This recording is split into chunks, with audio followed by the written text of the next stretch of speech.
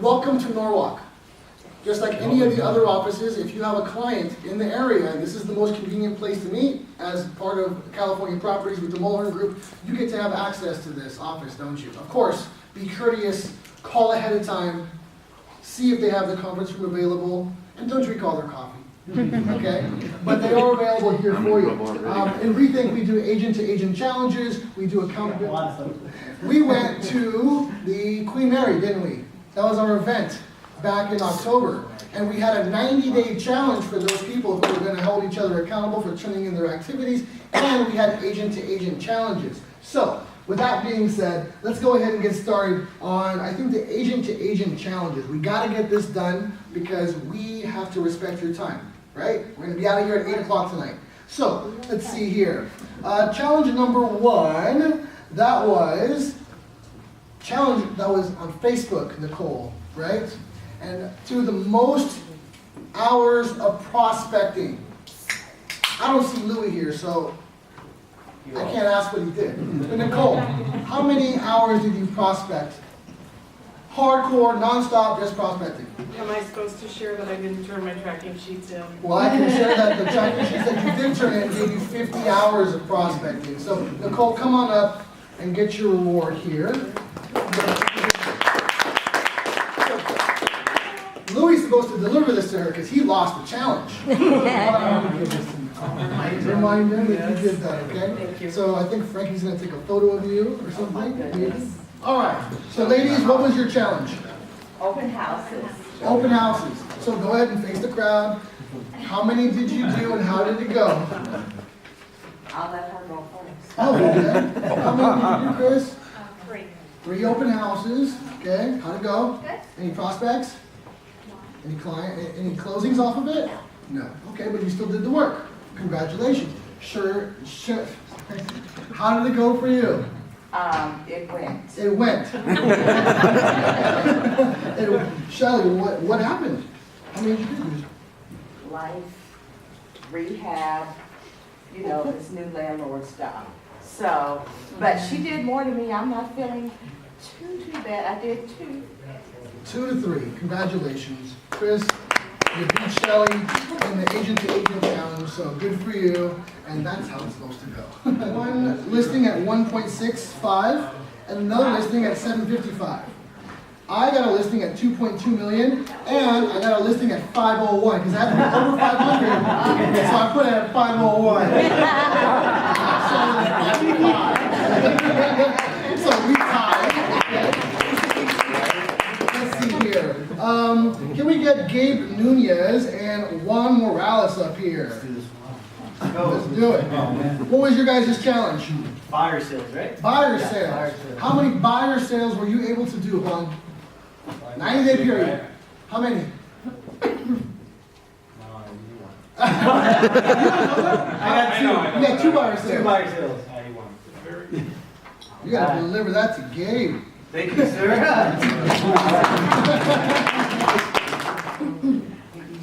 That was new for me, but it was good. So have you ever called expires before? No, yeah, exactly. So your challenge was getting you out of your comfort zone Absolutely. and you made some contacts.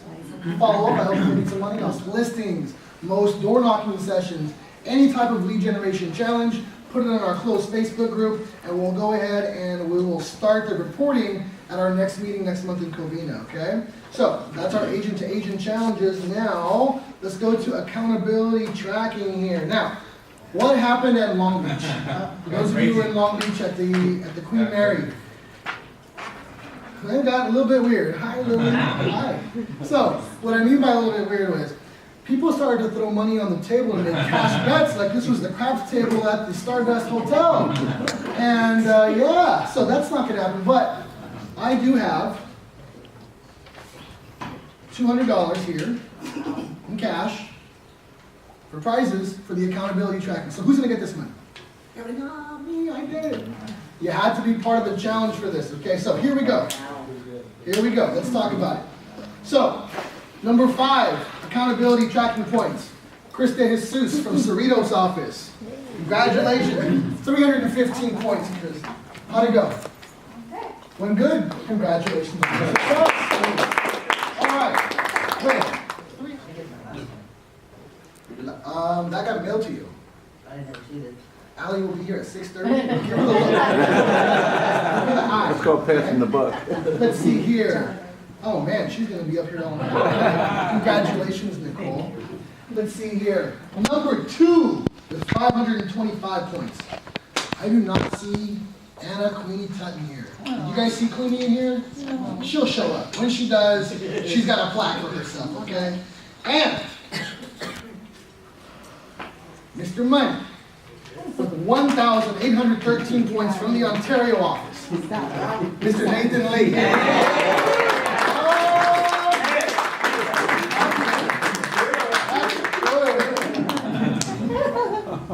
Go ahead and fold that up and then take this on 100%. I see Jim back there too. I think we're ready for the panelists. Are you guys ready for the panelists? Yeah, all right, very good. Okay, so with that being said, you guys see, oh, do we have it here on the stage? No, we don't have that anymore. Okay, so let's go ahead and bring all 4 of our amazing top 50 agent panelists up here, please. We got Mr. James Banger. He is from the Bellflower office. Let's give it up for James.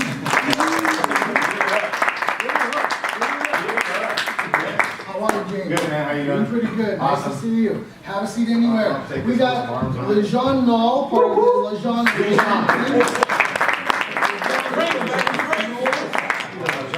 We got Mrs. Nicole Davis from the Covina branch. Yeah. Okay, we got Nicole.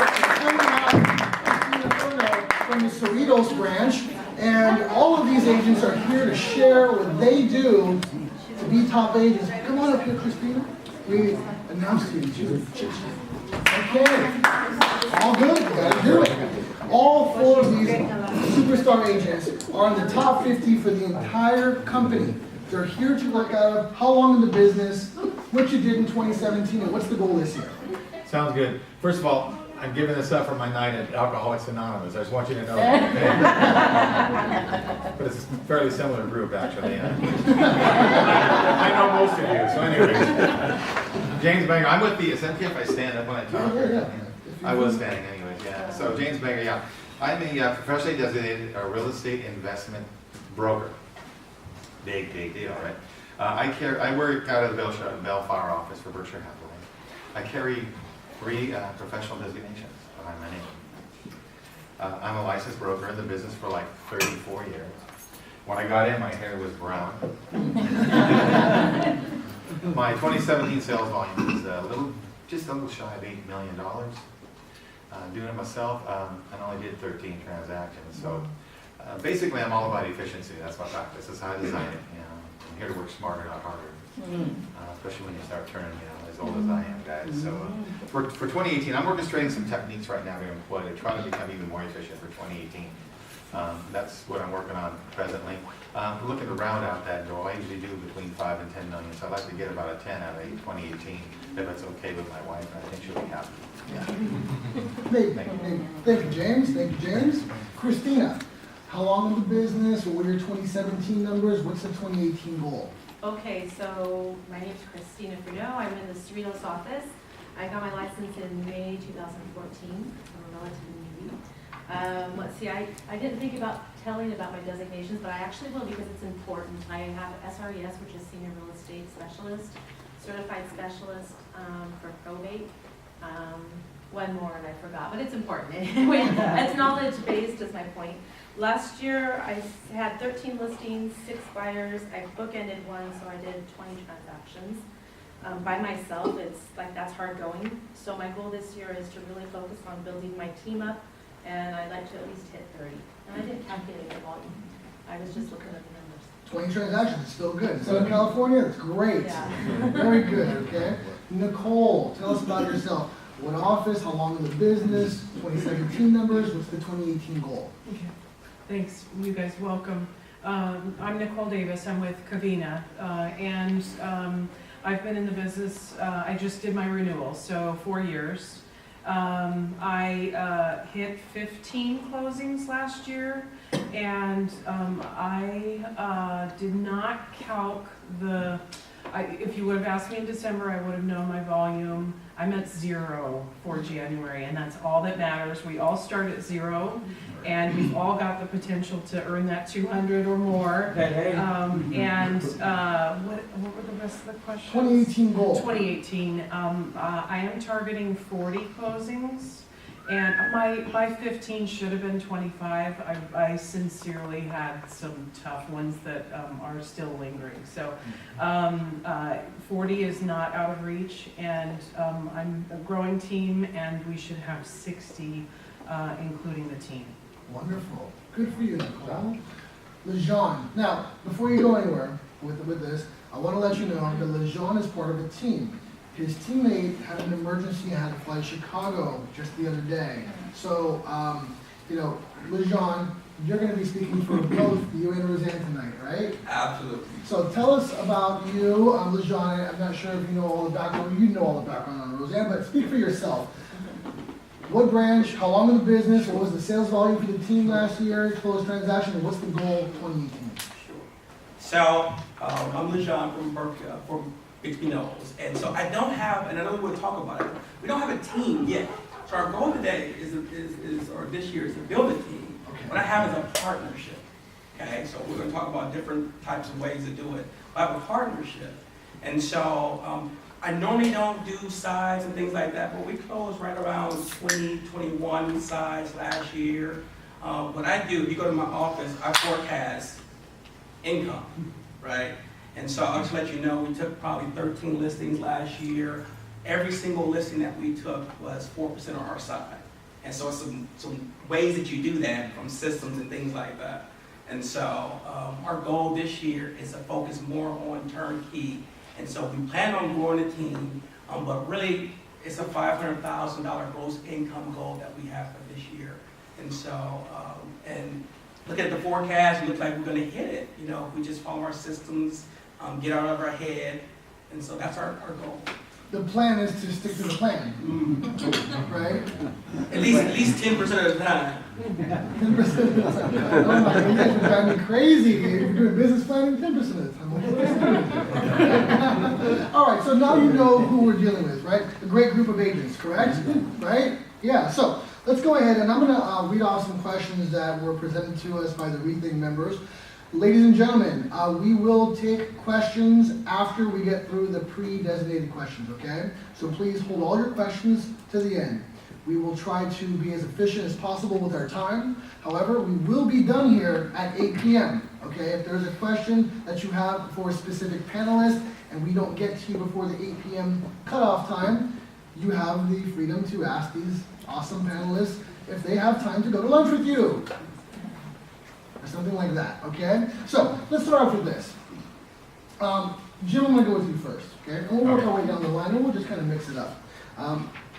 Can I ask you, what is a typical workday for you? What's your morning routine like? What's your midday workflow? And how do you end your day? It's different every day, and that wasn't one of the questions I told you to ask me, by the way, but other than that. Bounce it off, dude. Are you trying to screw me up or what? Because you definitely are. Well, just give us a quick idea. Yeah, I got all this other stuff ready to go, you know. And it's like, oh, hey, hit me with these. Okay, how about this, Jim?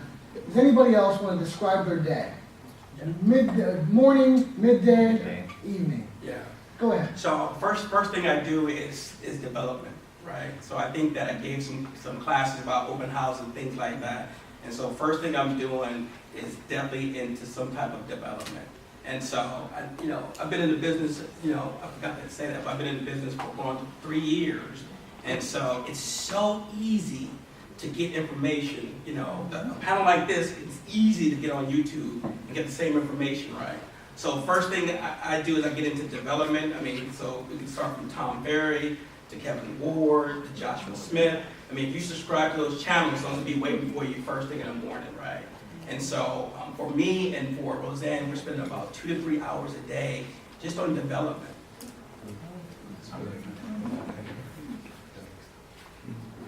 Cool, got it. Thank you. Sorry, we're having a little sidebar conversation. Anybody else want to take that question?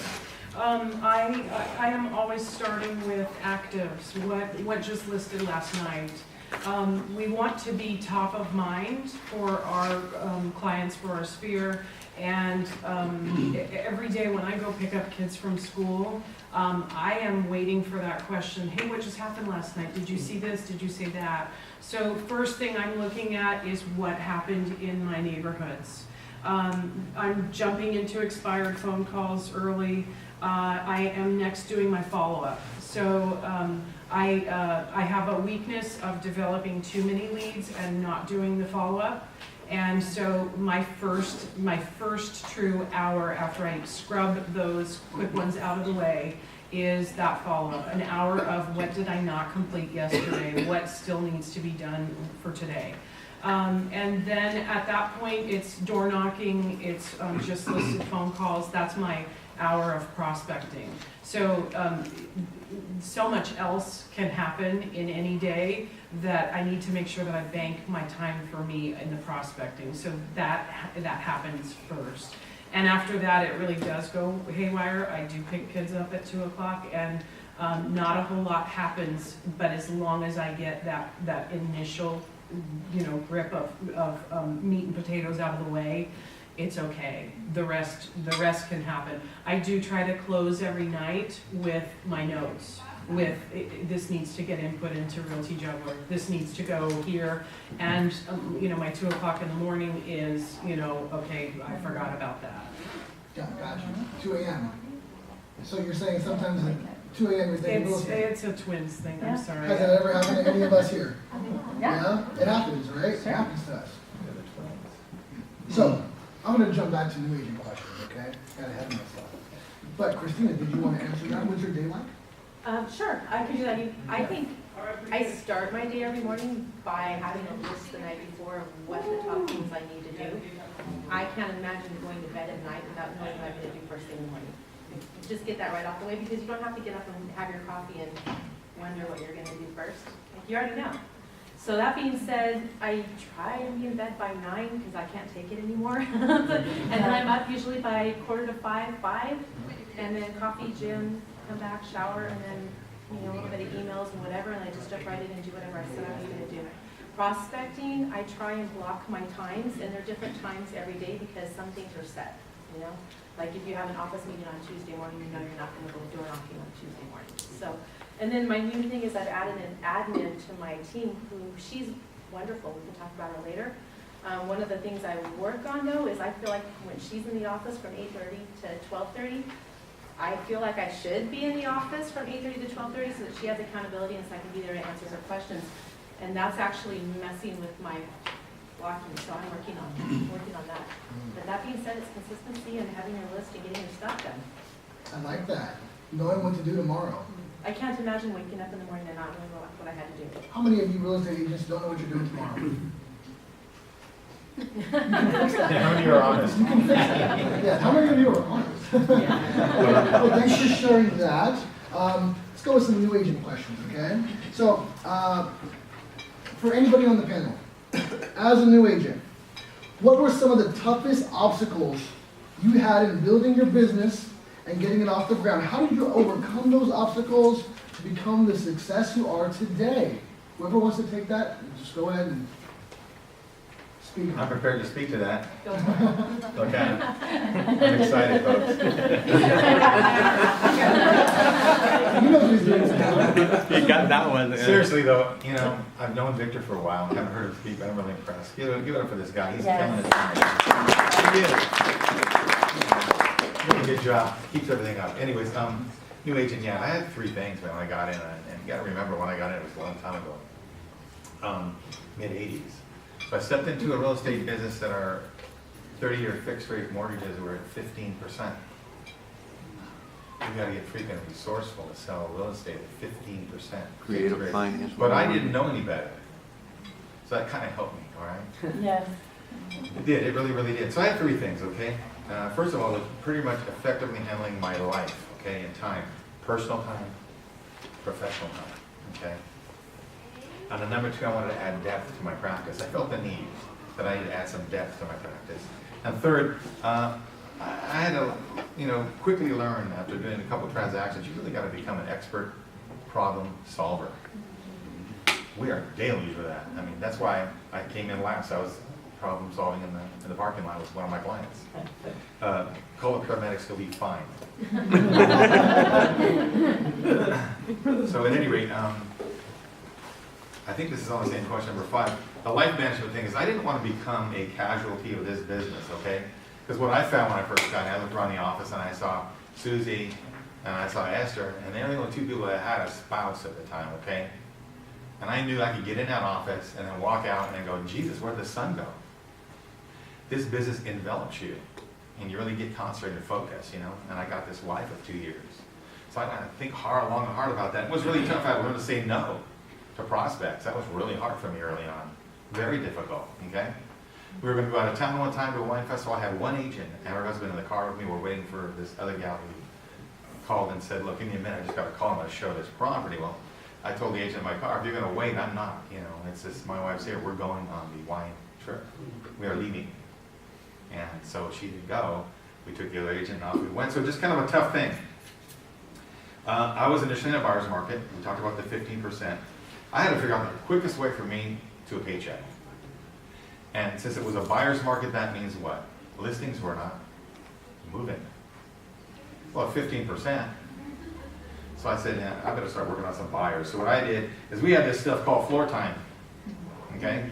You'll see a lot of it over here in Bellflower. I don't know what the other office is, but every office I've been in before, which is only about 3, we've had a lot of floor time. So basically, you know, I began giving what we call good phone.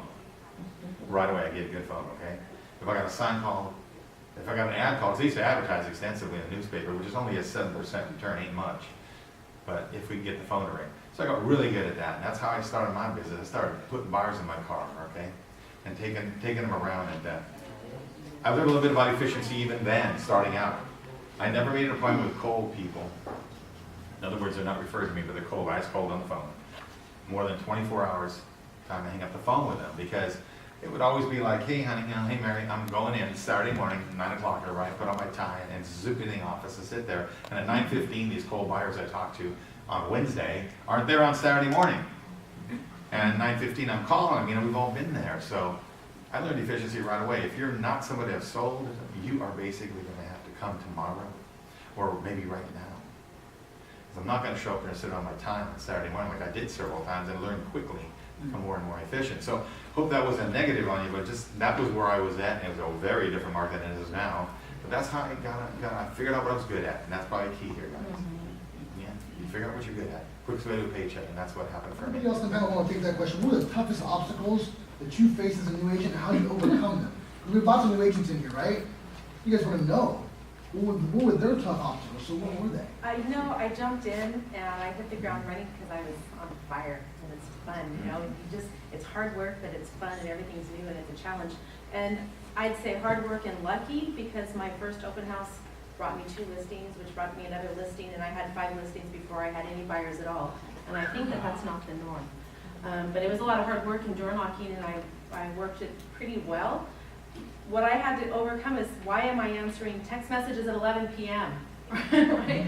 And I worked so hard that I looked up one day and like I hadn't talked to any of my friends in months. Like my kids are like, you're never home. And I realized you could, if you call me at 7:30 and it's about an escrow doesn't open until tomorrow anyway, nothing's gonna happen. So for me, the biggest challenge was finding a balance between really working hard and loving it, and not going so far overboard, even if you love it, because I was happy, but nobody else around me was happy, and I was losing my friends. You have to keep a balance, and that's really important to me. That was the biggest challenge. That's a good one, too. Yeah. That's a really good perspective. Well, I love what I do, so for me, it's fun. Like, it's work. I'm on, it'll be 11 o'clock at night, and I'm trolling the MLS looking for expires, and I'm having a great time, right? And everybody else is going, hey, I haven't seen you in days, and it's 11 p.m. Are you going to quit anytime soon? So you have to kind of, make a compromise, because you owe it to the people who love you to be there. Thanks, Kristina. That's good. Nicole, Lejon, anything to add to that? Biggest challenges as a new agent? How'd you overcome it? I think, not selling in real estate is probably the biggest thing, right? Because you're supposed to look like you could sell, right? And so for me, because it's only been 3 years since I've been in the business, it's much different than James. There's so much information out there. And so I think for me, it's so many different ways that you can do real estate, right? And I think most of us at Berkshire Hathaway, if we came here within the last 7 or so years, you know, what gets us is the MAP program, right? So that was what was really the pie in the sky. Like, oh my goodness, you know, I can be an investor, I can do flips, I can do the wealth builder. And so what I learned very quickly, because some people talk about farming and things like that, and so I had a whole $9,000 investment that just didn't work with the farming. So what I started to do is say, you know what? It's just about having real estate conversations without being too creepy around church and the dinner table and things like that. And so I thought where I could have a real estate conversation where it was, I didn't have to masquerade or anything like that, was in open houses. And so for me, anybody who's been in my office at the time, they know I did open houses on Thanksgiving, Black Friday. I just did open houses sometimes twice a day just to have real estate conversations. And so the market will zonk you out, the market will sharpen you up. And so so I think for me, the biggest obstacle was like, how do you convince someone to hire you and you never sold real estate before, right? Well, everybody knows that. I didn't know that, but you lean on the brand, right? And then you lean on your manager, and then you lean on a colleague, right? But that is a hard obstacle. So, I mean, as soon as you can, because everybody says if you're new, you know, work with buyers, right? Well, I would say, you know, take it a step further, because if you work for buyers, you would get frustrated if you don't have a process for working with them, right? So, you know, follow the actual, you know, buyer-broker agreement, right? So that way you can get hired by the buyer. And what that does is amazing things to your mental state. You haven't bought them a house, you don't know if they're going to really buy, and all that kind of things. But the fact that they hired you, now you have the magic C word, which is called a client, right? And so it does stuff for your self-esteem that, okay, somebody, I got a client. Now you're in the MS with a purpose, if that makes sense. So for me, that was the biggest thing, to have somebody to actually hire me, you know, and so what helped me was having real estate conversations, you know, meaningful real estate conversations, you know, and so that was the biggest obstacle. That's great, thanks, guys. That's really good answers from all of you, I appreciate that. Next question we have here. This is unique. Whoever wants to take this first. What were the best and worst things you spent money on as a startup agent? Okay, so $9,000 farm area. Yeah. Sounds like one of the great investments, right? Tell us, what was the best and worst? All right, so somebody told me that farming was really good, you know, because we had the Mandalorian team and had the apple stable, all that kind of stuff. I learned real estate here at Berkshire Hathaway, right? And so, so when I came into real estate, I kind of saved to make the transition. And I know we'll get to the answer about full-time, part-time. And so I just came all in from a consumer standpoint of if I was going to buy a house, my perception, not to say that that's, you know, that you can't do it. So I had the money to pay for this awesome technology. It's called SmartZip. And it was predictive analytics. And it checked the box for me because, you know, we didn't talk about my pedigree, but I have an MBA and I had all this kind of stuff. So I was like, hey, wait a minute, you mean I don't have to stuff the envelope? You mean I don't have to print the, that's good. And so, so $679 a month to send I know, but the data, the technology, plus it checked the box that I was farming. Because you got, when you farm, and any new agent that says about farming, you got to touch the people. You can't just say, I want to work in this area. Like when you say you farm, there's an investment that's associated with that. So it can be an investment of your time by door knocking, open house, by phone calls, by mailers, whatever. There is an investment for farming. So SmartZip for $9,000, baby, it checks the box, and it's going to give me all the divorce and everything like that. So I think after 12 months, I think I got 3 clicks on my website and all that stuff. And I gotta tell you, when I got those clicks, I was like, it's working. And the people were like, you know, if you get, this is what everybody said. If you get one deal for this, it pays for itself, right? That's what they say, right? And so that was SmartZip. smart zip. And Is that a good thing or a bad thing though? no. I was over there, I was over there saying, like, I can barely feed the kids, so all my money I got, I'm not making money. I had to, like, call a manager to cancel it and all that kind of stuff. Anyway, so $9 grand. $9 down the drain. Wow. $9 grand. Thanks for sharing that. Yeah. I just say that smart zip won't work for you. And that's a good segue to mine. Mine was Rebo. It was Rebo Gateway. It was smaller. It was $35 a month. It's still a great tool. They are still great tools. If that gets me in front of more, if it gets me the appointment, and if it gets me to ask for the appointment more. So we, I'm sure, are all starting with that golden nugget, that technology, or whatever that that we think is going to make the easy button happen for us. And whatever that investment is first, that'll be your story too. And we do, I'm sure, all have one. Rebo Gateway is not a bad tool. It does still highlight the divorces. It does still highlight, who's going to have an estate sale and the garage sales, and that's valuable information. But it took a few investments like this for me to realize that, oh, that means I need to get my butt out there. It means this action needs to happen. So we're all gonna have that tool, that story of what was a loss of money, and when I sat on it and didn't get my butt out there. And so now it feels a little bit like any tool we invest in, from the $35 tool to the, wow, look how many mailers went out with just a button click. That's the instigator to get my butt in front of their door and to figure out what their phone number is and go look at Spokio and find out how I can connect with them on social media. So I've got a couple too, but we're all going to have them. It's getting the actions to really use that tool, whatever tool it is, to do the right actions. Thanks, Nicole. Kristina. I have so much to say on that. I call it gadgets, right? It's like you go to the 99-cent store and there's like all these cool things and you buy it and you take it home and it's in the trash can, or it's on your desk and you don't do anything with it. So like somebody in my office came and said, Kristina, what do you think? Somebody was in our office today and they were talking about this 800 number and you can get these sign writers and then they call the 800 number and then you get the lead. I'm like, no, I did that already and I didn't get a single call for an entire year. Like for a whole entire year, not a single call, so it did not pay for itself. It's a gadget. If you're a client out there, you know that if you call the 800 number, it's a gimmick. You're never going to use it. So that's one. The other one I feel strongly about, I might get slammed for this, is those just sold postcards. Honestly, you spend a lot of money to send a just sold postcard to a listing that just sold, and unless you're going to farm that area, you're not going to get a single call from it because nobody cares. Nobody cares.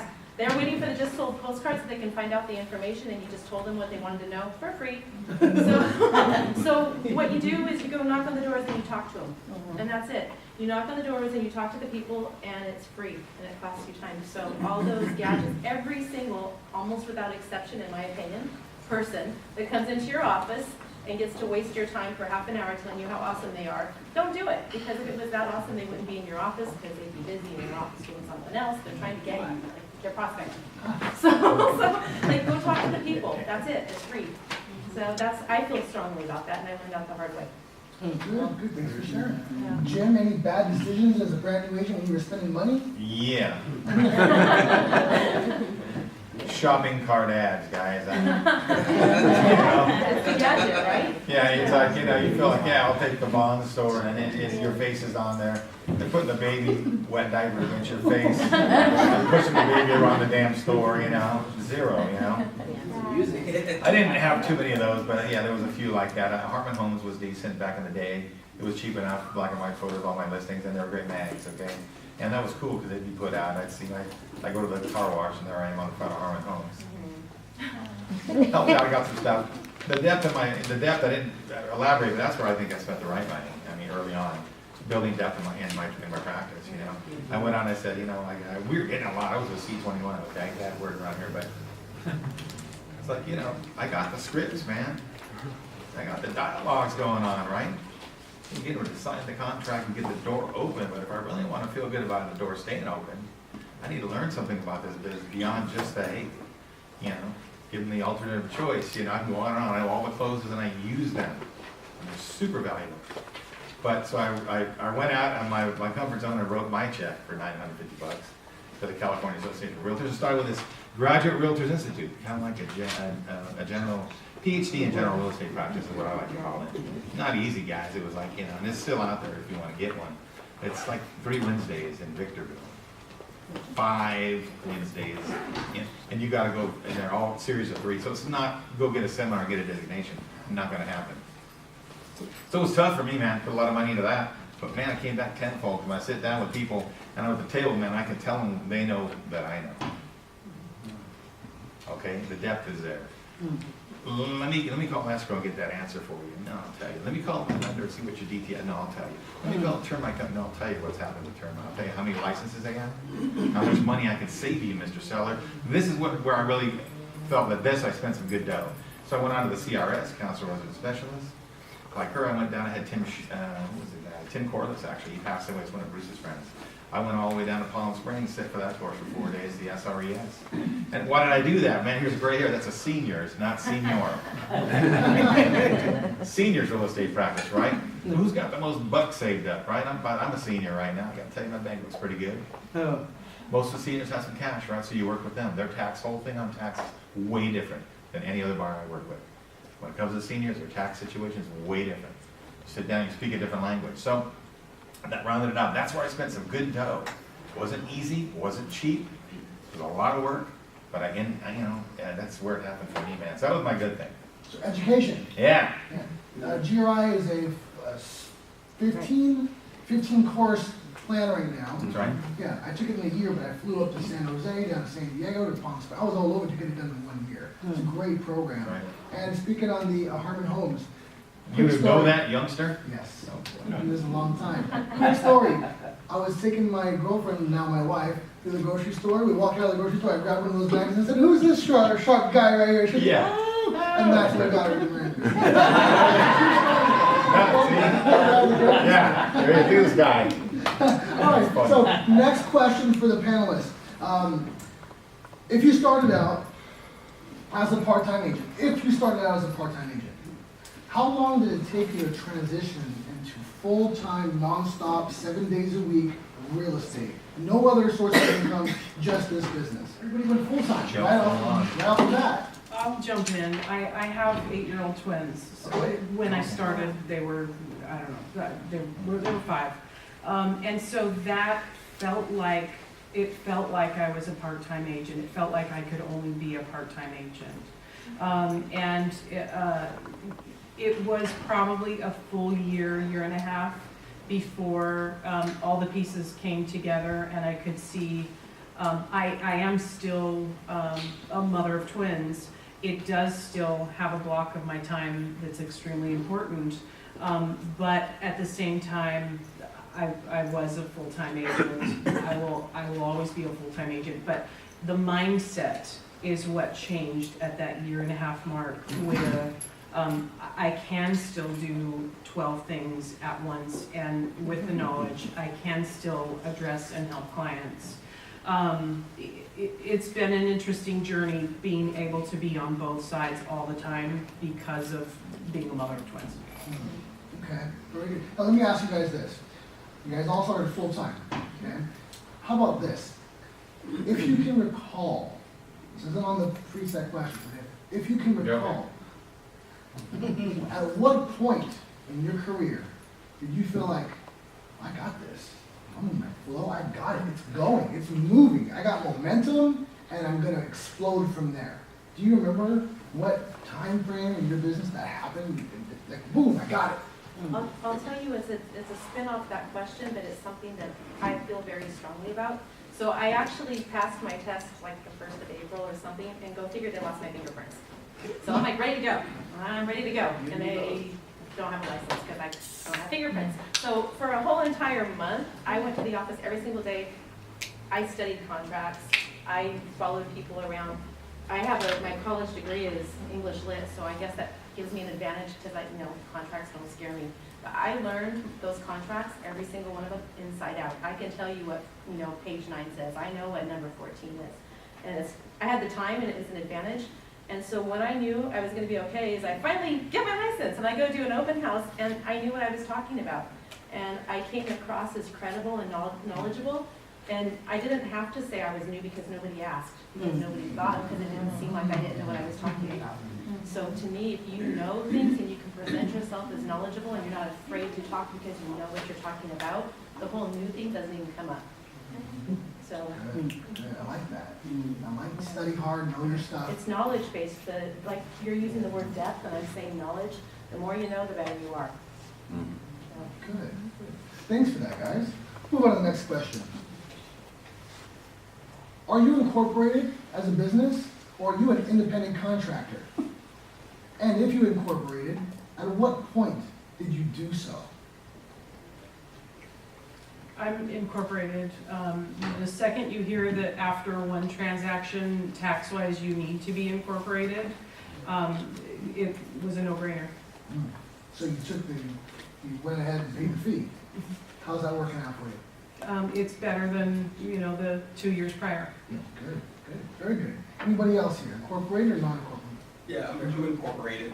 So last year, we had the OC tax guys come out to REthink, and so I booked an appointment with them, and so I think pretty much their logic is that if you made $35,000 at least, it was probably time to at least have a consultation with them.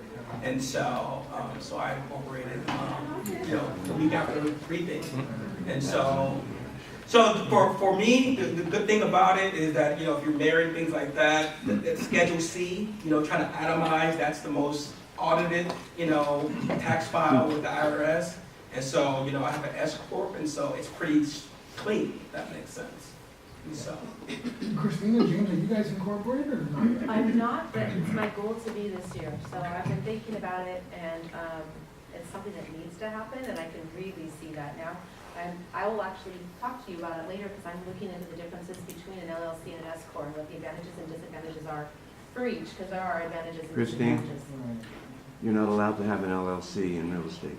You can if you're buying, you can if you're buying your own rental properties. If you're buying your own Yeah, rental that's- property, but you that's cannot another- practice real estate. Correct, that's different, Okay. yeah. From what I understand, with the new tax laws, with Exactly. tax deeds, partnerships might be better than That's right. S Corps. Yes. We had the OC taxis at our Huntington Beach branch in November, was it November? We did, right? And they did the whole spiel, but we're gonna have them back later this year, and REthink, so you guys are gonna get it in, those of you in the 2 front rows, and those of you who are gonna join us, you get the insight, coming October, so you can incorporate in time to do your taxes next year. Right? So, let's move on then. So next question, guys, is, whoever wants to take this first, go ahead. How far ahead do you book prospecting, client appointments, and training into your calendar? How far ahead do you book everything?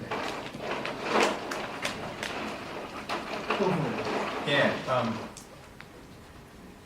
I kind of I've got a schedule, obviously, all the years you've been in the business, how I do what I see happen, and prospecting in January for me is kind of a low hit.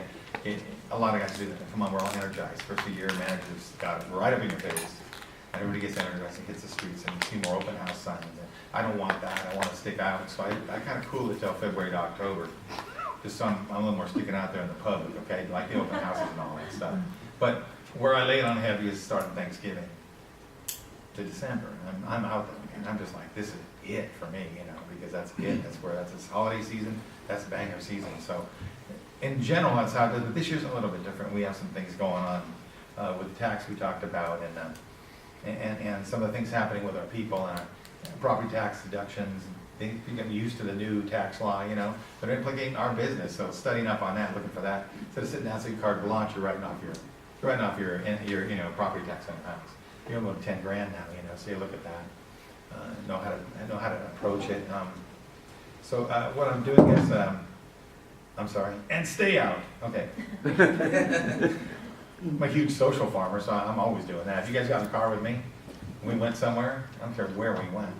If it was my dry cleaners, if it was a Lexus dealer, okay? If it was my dentist, anywhere I go, any restaurant I go to, okay? I don't want to dine with anybody. Do it on purpose. I love everybody, but I can't talk to the waitress or anything like that and say, hey, the guy in the kitchen wants to buy a condo, right? I made that up. But invariably, somebody comes. My wife wants to crawl under the table. That goes year round, doesn't matter. It's happening, but I get a lead on it or something, then we start working from there. So I'm a big social farmer, that goes on year round.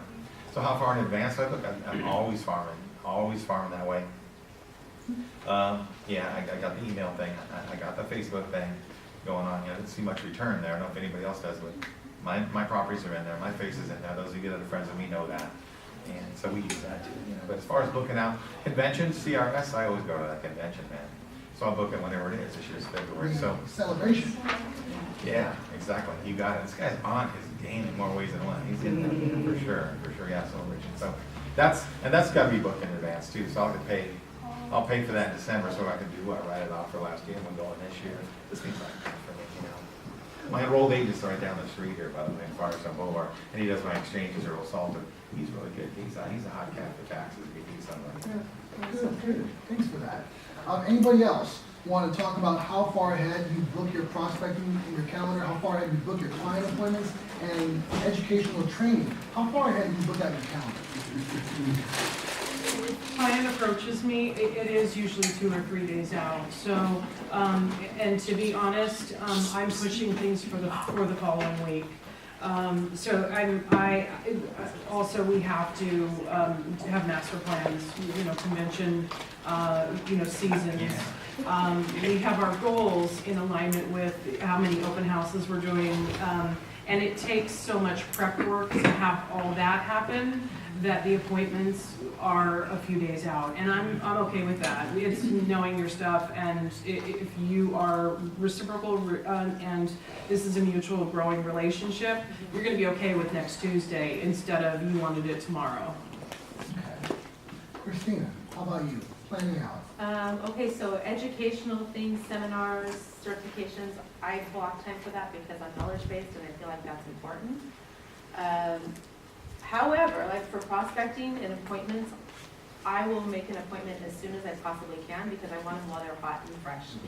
I'll give you an example. On Tuesday, I got a text from a lady saying, hey, Danielle gave me your number. I'm looking for someone to sell my house. We have to move, and I'm interviewing agents, and I'd like to see if I'm a good fit. And she's texting me. I can see she doesn't want to call. I texted her back. Hey, thanks so much for contacting me. If you prefer mornings or evenings, how about 4 tomorrow? And she's like, oh, wow, that's great. And she told me at the interview, one of the things that she really liked me is I was there, like the next day. Somebody else said, oh, I can come next week. I'm going to get the listing, like for sure. So, and it's because you're there and you make it happen. And then you're about friendship. I didn't make her sit at a table. That's a different topic, Don't show her 50 slides and bore her. I mean, it's a different approach as well, but it's really personable and networking and person to person. Thank you for that. Lejon, how about you? So we start with the vacation time off calendar because Roseanne's a grandmother and she's got birthdays and kids and stuff like that. So we start with vacation planning first. So traditionally, I usually take off from Thanksgiving to December. And then hustle 7 days a week throughout, right?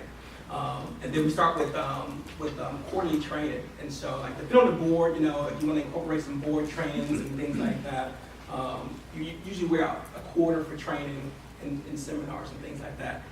Some of you guys, I probably have sent you guys my time blocking schedule, my calendar. And so, for the most part, Saturdays and Sundays are reserved for open house. I don't even show properties on Saturdays and Sundays. Usually I'm in an open house having real estate conversations. And then I would say 4 to 6 every evening is appointment time. And so appointments, if you book them far out, they're going to cancel and all these type of things, right? And so 4 to 6 is, we're usually open to do appointments that same day. Listing appointments and things like that, 4 to 6 that same day. It's almost like In-N-Out hamburgers. Like, as soon as you come in, we want to get together. We might not sign tonight, but we're going to get together and let's see. And so when you time block, you can do those things, and be very consistent. 2018, I'm working out more. I'm in the gym more. But yeah, so. Let me ask you guys all this. Jim, how do you keep your calendar, on paper or digital? I'm off the paper anymore. I'm on totally digital, yeah. Thank God, 2018. Yeah, it's in my, well, it shouldn't say cell phone, right, because that wouldn't sell. Smartphone, makes me feel smart. Kristina, digital calendar or paper calendar? Digital, and somehow my admin hooked up everything. She's amazing, so she got Outlook to hook up with Google, to hook up with my follow-up box, and hook it all. Isn't it priceless to have an amazing admin? My admin's amazing back there. Hashtag priceless, yeah. Nicole, digital calendar or paper calendar? I have been digital and I've gotten in trouble. I have Android and it's not so nice with the best digital tools, so I am leaning on both and making sure that they catch up, you know, at least every 2 nights. Okay. Lejon, digital or paper? I'm both. So time blocking, because it's so set, I put that on an Excel spreadsheet and just modify week to week. And then as far as contingency removal, you know, all of the operational stuff, that goes in between my CRM, in between my iPhone, Outlook calendar, and stuff like that. But paper works really good for me, really good for me. Gotcha. Okay. Ladies and gentlemen in the audience, get your pens and paper. You want to hear the answer to this question, okay? Let me share this. So I'd like answers from each of you in the panel. Whoever can go first is fine. Let me ask you this. What are your top 5 lead generation sources today? What is working for you? What is bringing you the most prospects? Top 5. Anybody go first? Go for it. Oh, okay, I will jump in. My number 1 is open house, still. My number 2 is Sphere. Number 3 is referrals. Number 4 is just listeds, and 5 is doors. Open houses? Sphere, referral, and just doors and just listed. Door knocking, you said? Mhm. And then just listed like your Phone calls, Mojo. Mojo phone calls. Okay. So, let me ask you referrals. You said referrals. Are you talking outbound referrals, sending business to Hawaii, Arkansas, New York, Florida, or is it incoming referral business? Incoming referral business Okay. through agents who've let their license lapse. Ah, gotcha. Interesting. You know, Start that farming that. 87% of licensees are not gonna be in business in a year and a half. You know that, right? So that's a good idea, Nicole. Very good. Anybody else wanna share their top 5? Sure, I can. My very, very, very top one, my favorite one is networking, right? So, and I'll go back to that in a second. And then open houses, I like social media. I've gotten buyers and listings off of Facebook. Let me see, and door knocking, you know, just the farming that goes with it. I don't even know if that's 5. That's, I said open houses. You got, networking? Open houses, Open networking, houses, open houses. door social knocking. media. Social media. Just go with it. Right out of fingers. Okay, so, well, I'm making sure we repeat it, Yeah. because I wanna make sure everybody has it. So we got Open houses, networking, social media, farming, and with the farming, that's mailing and door knocking. So, and then the expires, that's a new thing I'm getting organized and set up to do. It's finally a system that's kind of getting on automation, which is great with the help of my admin. So I guess that's 6. okay, well, that's good, But that's good. We'll save the networking- questions for the end, okay? Networking for me is a big deal. So my very first open house was in Bellflower. I lived in Cypress. I never said when I grow up I want to be a real estate agent in Bellflower. But that was where my first open house was, so that was where my first 5 listings were in Bellflower. And I got to know the people in Bellflower.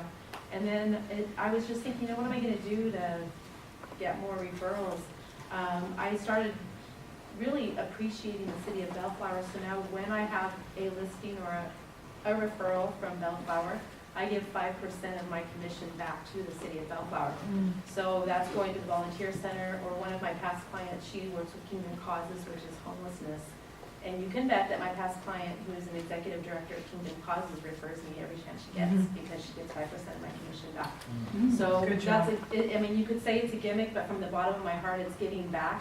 We're contributing to a city that we work in, and people appreciate it. Yeah. And so for me, that's been a big one. You could say that's prospecting, but it's giving back. And when you come from contribution, it's networking on steroids, I suppose, with a heart all around it. And I think that works. That's amazing. Yeah. Good job, very good job. James, Lejon, top 5. Who wants to go first? Yeah, okay, you wanna go?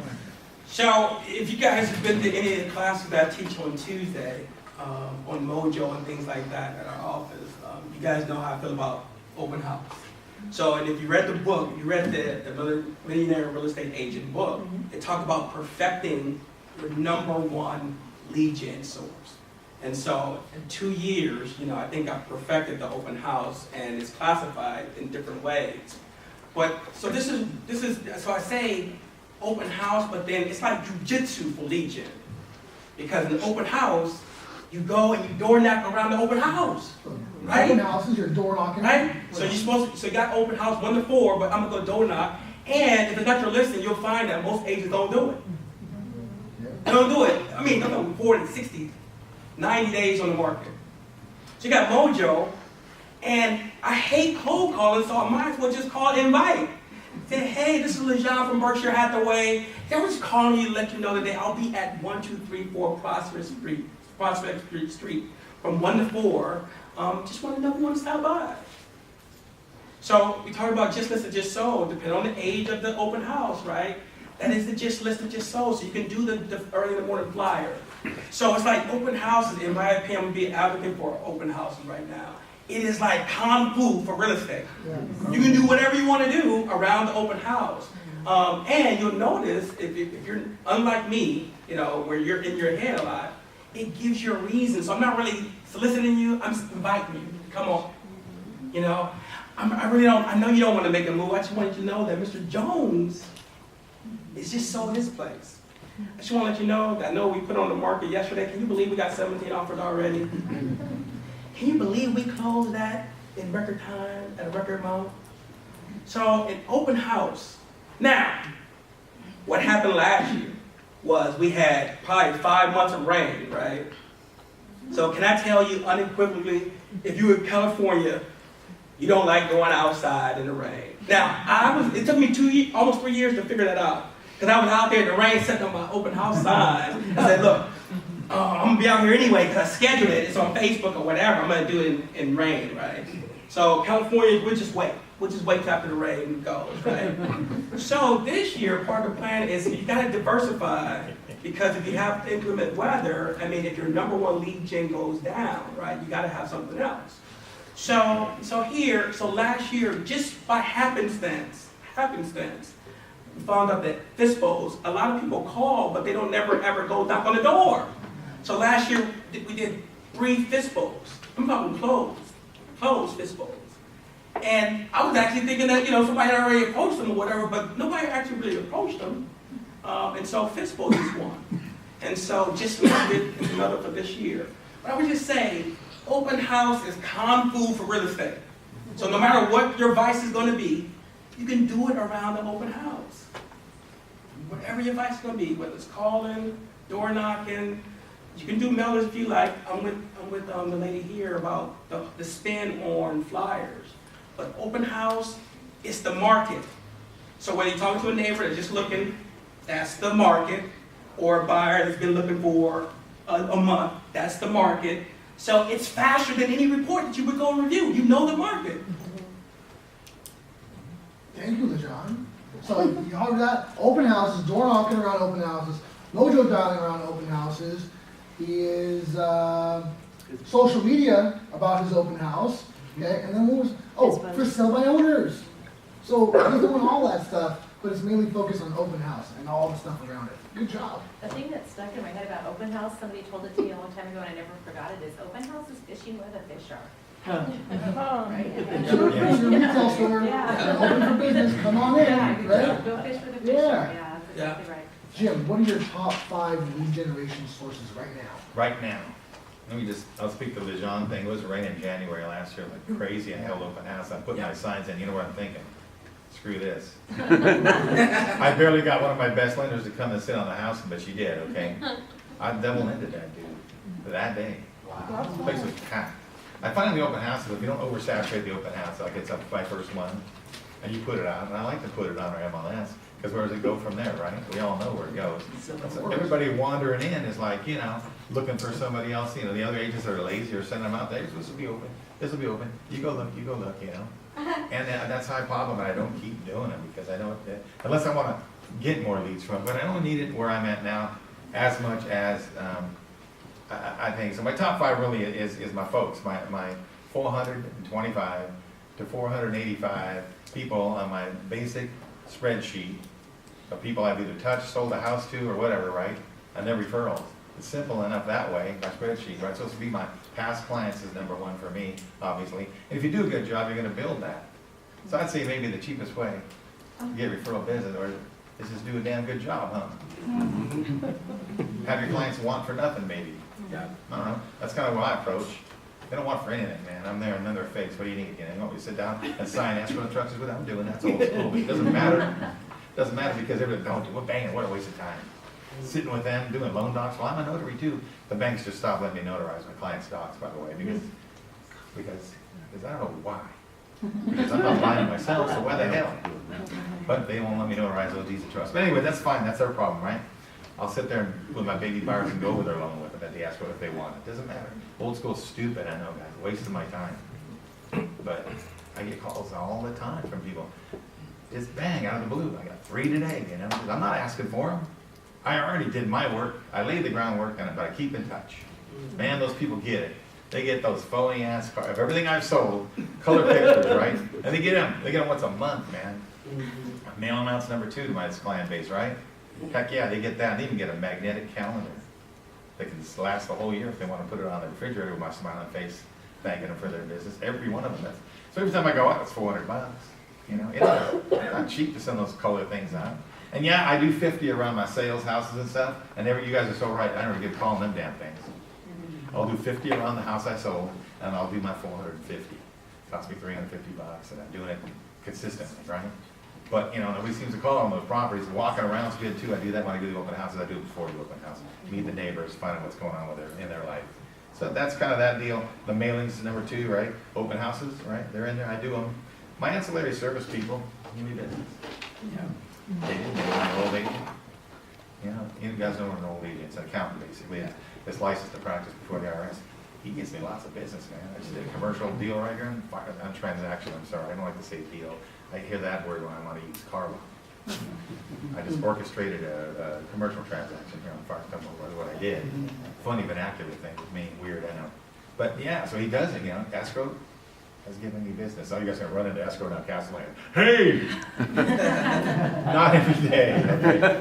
But who's going to know you? That's the highest one right there, gang. When an escrow officer thinks you're good, what do they see? What do they freaking see? So there you go. Well, no, not the money. He said, I'm with you on the Vientis part, but that's paper money. Spanish. They see somebody's quality because they're dealing with you all the damn time. They see somebody who doesn't want to push the envelope and doesn't want to cheat anybody and that kind of routine. Not that anybody else wants to, not saying that at all. But there's some good sources. So the escrow agents are good. Other agent referrals are cool. CRS, we talked about that. They got a killer one, which you know about. You know, I did 3 or 4 of those for CRS. I sent them outbounds too, because I know I'm going to get somebody that speaks my language. I don't leave it at the corporate or BHHS, no.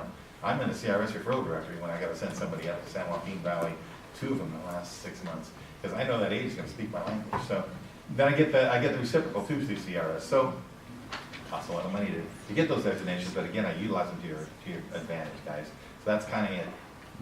Client base, sphere of influence, mailings, open houses, and my ancillary service folks. Very good. Very good job. Man, can I go home now? Almost. All right. Almost. One of the things you guys are talking about with lead generation sources, Jim, you mentioned ancillary services and third parties, Yes. affiliates, lenders. How many of you guys in here are lenders? 1. Okay, so don't feel bad. Jump in. How many of you guys have been approached by lenders? Oh, I can do your open house, I'll make you fly with Willis, give me your business, give me your business, give me your business, give me your business. All of us, right? I like to make lenders work for you. You send me one, and I guarantee you, Scout's honor, I will give you another one back. Okay? But you send me one first. If you don't send me one first, you're not getting my business. We'll start that way. Because they need us to give them these leads, don't they? Yeah. Same And thing- Victor, you took me on the Tennyson or something, and remember the other member? Yeah. Remember I needed somebody, I was in the IE, man, for an open house. That guy is cool, thank you. I mean, he knows his people, man. This guy's out there working. None of my members would drive to the IE. That's out, that's too far. You hooked me up with It's it. good to have Thank you. people everywhere, right? Thank you. Right, so I thought about that. Kristina? Well, back on that, you go back to networking again. So one of the buyer sales that I had was from a financial advisor I know. And his client found a house on her street that she just absolutely had to have for her daughter, and it's just for that house. So we wrote up the offer, removed the appraisal contingency, did everything we could to do it, and got it. But that's one thing, and then the other thing is I'm on the League of Women Voters. There is a probate attorney, and I've gotten a transaction off of her as well, which is great. And then funnily enough, this is probably TMI, but my divorce attorney actually thinks I'm a sane person. He thinks I'm nice. So I'm on the good side. And he gave me there was somebody who had to sell their house. Unfortunately for them, it was a divorce, but he thought I was very reasonable and nice, and that's a transaction. So that goes to where, okay, so you're in the middle of a divorce and you're still not acting crazy, right? You're professional. You make sense. If anybody's keeping cool under pressure, it's going to be you. Heck yeah. I saw that. Yeah, that's exactly right. So that you don't know who's looking. Like you're never going to go throw bad words off, and you're never going to lose your head. And you can bet sometimes I was thinking bad things in my head, but he thinks I'm a nice, reasonable person, and I got a transaction off of him. So that's something. I love what you said right now. You don't know who's looking. You don't know You don't know who's watching it. Right. You don't know who's looking at your Facebook post. You don't know who's looking at your website. And just a tip for those of you with magnets on your cars, put your shopping carts away at the grocery store. Yeah. Because people are watching you throw them on the curb, okay? So put them away. They see you, okay? Talking to you, Louis. Just kidding. Louis never done that. I don't even go shopping. All right, so hopefully you guys got some info out of that. That's 20 ideas that we generate and what they're doing. Don't recreate the wheel. It's working for them. Try some of it. Okay? Get good at it. Master it. Next question. Okay? What is your social media strategy? Have you made any money off social media? If so, what platforms? So anybody here on social media is making money off it? I've gotten a buyer off of social media recently, and I got a listing on social media. Okay. So in one case, I was just posting pictures of my listing, coming soon, all that stuff up on the market. And a lady sent me a message, and she said, hey, I love the pictures. I love what you did with the house. I like the way you described it. Here's my number. Call me. So I quickly wrote her number down and deleted it. And I sent her a message. Like, okay, I don't want to hear it. Yeah. But, and I told her, hey, you can't be leaving your phone number on social media. But that was a listing for me. That worked out. And then another time, a listing again, and somebody just tagged somebody else on a listing, and those people asked to see it. And they ended up not buying that house, but we just closed a house with them in November. So it works. It's all on Facebook for you. That was on Facebook. All Facebook. Those were two. Okay, Yeah. good for you. Facebook. Good for you. How long have you been on Facebook? Just curious. I'm always on Facebook, but I I mean, don't like when you spend. started your, But- were you on Facebook before real estate? Well, you have you have your personal page, but then you have your professional page. So I don't do a whole ton of marketing on my personal page. Everybody knows I'm a real estate agent because I'll say, "Yay, guess what?" or something like that. But my professional page is what I use for listings, and I do Facebook boosts. Everybody knows about that now. And yeah, it costs $5 or $10, and you know how to target your market, and you get who you're looking for, and then if your audience responds, and you can track that. What's interesting is does everybody here know how to boost? Have you all boosted? If you don't know how to boost, What- I can tell you where to learn. Yeah. It's a little thing called Google. Yeah. Yeah. Facebook. Boost on Facebook. But what I want to say is what you do when you go to your listing presentations is you can print up examples of your Facebook marketing, and you can say, look, there was 35% women and 45% men, and almost all of them were 45 years old. This was the first round. I went back and retargeted this ad based on those people. And you can show how you do niche marketing, and people like that, and that can be part of your listing presentation, and it's fun. Yeah, thanks for that, Kristina. Anybody else on the panel utilize social media and have you made any money off of it? No? Okay. Not yet, but I will say, in regards to Facebook ads, the golden era of Facebook advertisement for real estate is slowly coming to an end. They just raised the prices by about 300%. Yeah, I just paid $45 for a boost. That keeps going, it's gonna keep going up. It used to be Why? $5. Because us marketers kill everything. Yeah? Pretty much. Remember, back in the 90s, you got mail. Oh, cool, I got mail. Let's look at every single mail. And right now, you're getting hundreds of mail. You don't care anymore. Okay? So Facebook, not on it yet. Jump on before it goes cold. Okay? If you don't know how to do a Facebook ad campaign, Google that stuff. Okay? All right. So, we got that answer. Thank you for sharing that, Kristina. Okay? see here, if you don't know how to use social media, we do a social media class at REthink once a year, and also Miss Allie Diaz, I saw her in here somewhere, we talk about social media in the boot camp class on Saturdays, okay? So, next question here for you guys, for the panel. What is your most recent use of new technology? Or, if you're using an older technology, how do you put it into action in your business? Anybody? New technology or old technology, how are you utilizing it right now? I like BombBomb, the video tool. We have Videolicious with Berkshire. The ability to brand your videos that take you a second are, it's phenomenal.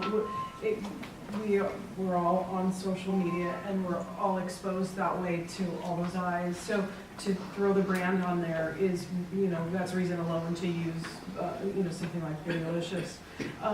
BombBomb, I like to, I have a few where congratulations, we just opened, your offer was accepted. And it's still great to do that and, if you do it in person, great. If you can make that phone call, great. But to get the video afterwards, it just, it's another layer that our clients are really expecting us to be, in person all the time with them. They want us to handhold, they want us to sign loan docs with them. They may not be able to express that, they may not be of the generation where they knew that was what an agent did, but they feel it. They certainly feel the absence when we're not there. They feel it in the questions that they have that might not be answered or that are just, not dug into. And so I use video for the introductory, here's what to expect. Out of the gate, we're 10-day contingency, so get ready to make that choice on call your inspector tomorrow.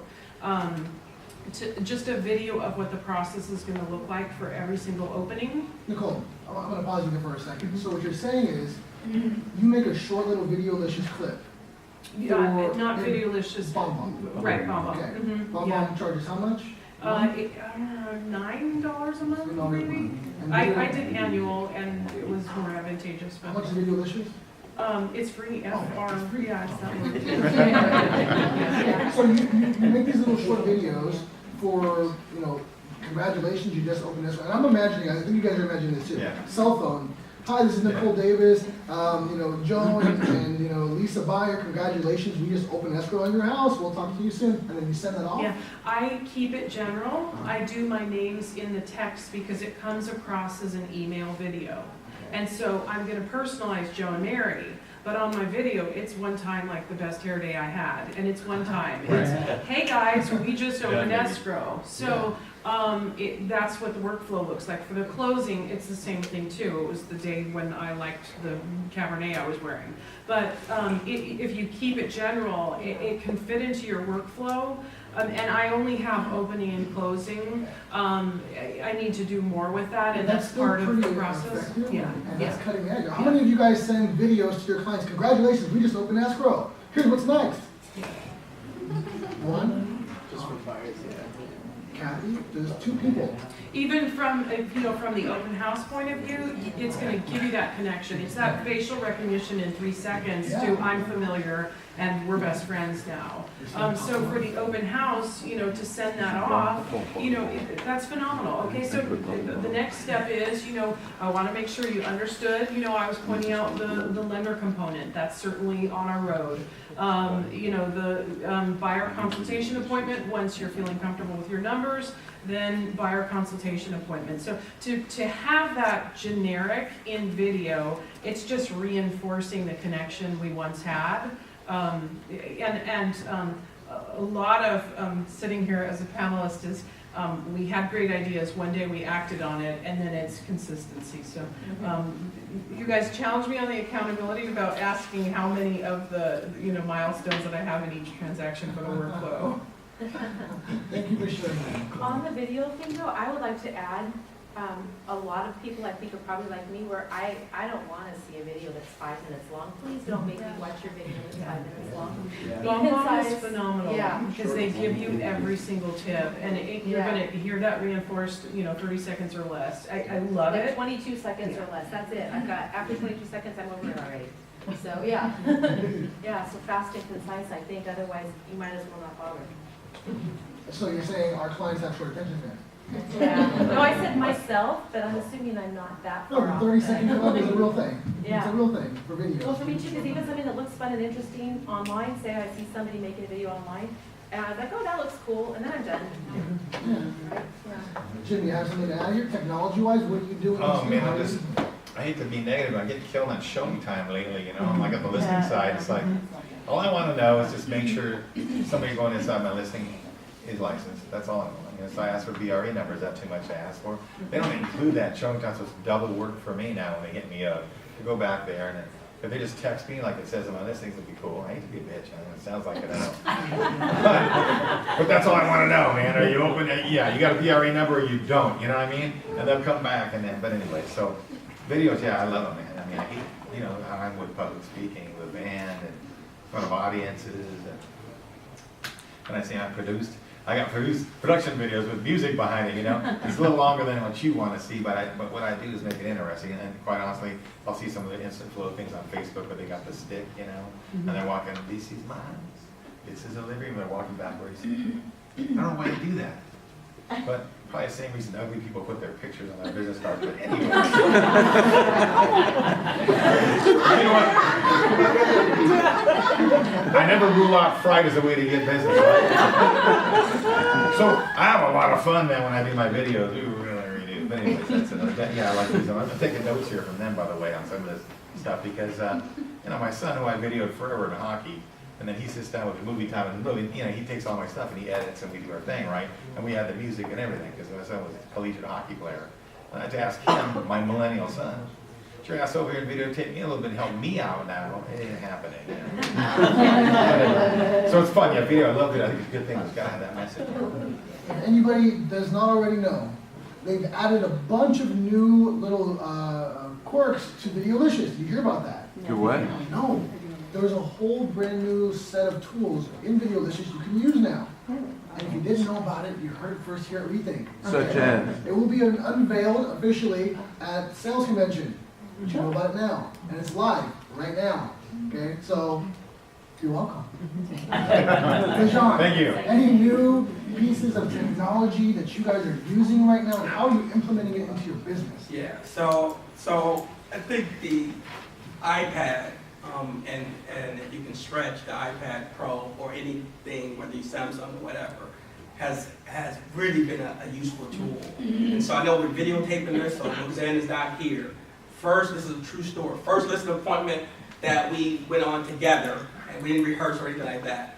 And Roseanne, you looking at this, 4 binders worth of stuff to let the client look at. Now it takes probably about, somebody said they come list me now. Probably takes maybe about 10 minutes for me to kind of tailor it for them or whatever. So the iPad, is great. Most of the clients have tablets and things like that. Going back to open house, you partnering with somebody, a client, and showing them, the other houses on the market versus the boards and the thumbnails and stuff like that is much more interactive, right? So to be able to hop through listings that you've had and things like that. So I would say the iPad or any tablet that you're comfortable with, and then, this is off of the open house class. Make sure that you have Wi-Fi. So I did a couple of open houses with lenders, and they did not know that you can tether to your phone. So if you're still going back to the office and writing offers and stuff like that, that's not going to work, right? You got to be able to bang right there, right? And so, but I would say iPad is probably and then all the other apps that you can get off of there. One that's very free would definitely be Christie's OC Title app. Very, very useful. However you want to use it, from farming or whatever. It's very impressive to somebody in the market that you're able to pull up title information, things like that. And so I would say iPad. iPad. Okay, good. So a lot of new technology things out there, right? So iPad, listening presentations for open houses. And are you guys still doing the open house sign-in sheet? Are you guys still doing that? Sign, like physical paper sign-in? Or So, are you doing yes. iPad? So, okay, so you have to go out and see your, kind of what you want to use. And so I think for the open house, I showed you the surveys, right? And so I was going to bring that tonight. I was going to show you all these open house surveys that, equate to $20,000, $30,000, $40,000 of commission, where they've where we've asked them if they had an agent, and the agent is filled out with a name and everything there, right? But we still close them. And so I think it's, there's a lot of agents using a lot of technology, right? And remember, the technology has to make sense, right? And so, so I would say for us, we still use a survey. We still use a survey because part of this is about interactive, right? And so I would practice it with you as far as your open houses, as far as entering in. I mean, think about it. You go into some place and they want your information. Let me give you my old AOL. So it's up to you. But be careful with. I think James is a testament that it's like a hybrid of technology, new and old school, right? Because if you look at the real estate market,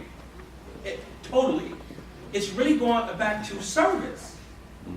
It's really going back to service. And so it's like Facebook, right? It's like you really can't dial it in. You really can't, social media yourself to a client that's loyal, right? And so I would, explore the technology, test the technology, ask around. But if you look at our industry, think about, I think, Vic, this is maybe for you. I think we talked a couple of months ago. Something that's working for you is networking. Yeah. Just regular being there, having a drink, networking. There's no app. Right. Build rapport better than So be careful with the technology. It has to make sense and it needs to be seamless. It needs to be seamless. It's not about sometimes we go to open houses and the agent's there. He's got, I got the new bell and whistle. Drink this water. It's supposed to, get your extra $20,000 on your house or whatever. But just old school. So make sure it makes sense or whatever, right? There's no replacement for that face-to-face Like interaction. the phone's coming back. The phone's coming back. The phone's coming back. Yeah, Right? Dialing is coming back. If you guys have called, right, it's coming back, right? Very good, very good. Thank you for sharing that information with us. Next class 15, and then go back to 14, because I think 14 is actually great and opening up to questions here. So, what CRM are you using right now to track your leads, your clients, and your deals? If you're using a CRM, which one are you using? I'll speak on that one. I have used RealVolve, and that was one of my $9,000 experiments. It's an extremely powerful tool, and my business wasn't quite ready for it. They have intense workflows. It's phenomenal to expose yourself to those ideas, but my business just wasn't ready. I use Realty Juggler. It's $99 a year, and I don't want to downplay how important it is. I started with a heavy Excel background, and I knew I was always going to keep, a non, Berkshire email, a non, something that you can walk away with at any moment. Something that you own, something that is based and you understand, and it's very simple. So I do still keep Excel files. I do still keep, I keep the Berkshire Resource Center. When you find out, those, the e-cards and how they continue to put in great new marketing, constantly. And to be able to send that to everyone or select groups is phenomenal. So it does sometimes feel like, information overload on this side. But I continue to go back to Realty Juggler. It forces me to use it more, to understand it more, and to do more with it. And so we're probably all going to have our e-cards. We're all going to want to have that brand image and follow on the brand. We're probably all going to want to have our component that we knew how to use when we were 12. It was simple and easy, and it was, some of us, it might be a Rolodex. We're probably all going to have that as a base, but any of the tools that are challenging you to use it more, is where our business needs to be spent. I like Realty Juggler best because it's not too complex and it does everything. It is, Excel, CVS, tab delimited, and it is, so you can port it into everything. I do have team, Laura has her own login, Lender has their own login, and, that's two different members of lending team, so they can look at the notes. They can also see, when I last talked to client. It does the commission calculations. It, is going to port over to taxes, and it's a phenomenal base advanced tool, but it's not too costly. But anything that's going to get me to the point where every night when I do my wrap up, that's going to force me to store more information that is compatible with the rest of my team is critical. Good. Thank you, Nicole. Realty Juggler, $99 a year. Pretty good. I mentioned Victor's name. He referred me, and it's sweet. You got a discount as me? Yeah, I did. Cool. You got the referral check. No, I've never used Realty Juggler. Oh, I thought. No, so cool. Got that. Now you got $5 off. I'll call him and say Joe Schmo. Sure, here's a discount. Anybody else? Are you using the CRM? I'm a big fan of Follow Up Boss. I started out with Wise Agent, which for the record is a good one. By the way, I think it's pretty cheap. I think it's like $19 a month or something like that. It does everything. Follow Up Boss is like on steroids. I think with my admin, she has her own login. We can coordinate. If I can have the Follow Up Boss on my phone, the app, I can open it up and I can see who I'm supposed to call. I can call them through the Follow Up Boss app, and it makes the note. I called them. I don't even have to do anything about it. It's done. So it's very intuitive, easy to use, and depending on how many users, you can set it up for just 1, 2, 3, or 5, and it's more people, the more expensive. But you can do your auto emails from there. You can do everything. What I like the most is it's on my computer. My admin has it. I have an app on my phone. I can use it on my phone. And what I'm doing on my phone goes to the computer. It's all tied in together, and it's intuitive, and I don't have to do so much. Because that was killing me before. Quick story, when I got my admin, I had a red file, I'm embarrassed to say. It was maybe this fat, and it was leads. And I heard, that's why I hired you, do something with that. It was leads I got, from open houses from 2 years ago. She had to call them up and stuff, and she got a couple of them. But the thing is I just didn't have time to input my stuff. Doing your database is time consuming. It takes so much time, and you're never done. So if you can just get something that's easy to use, it's worth it.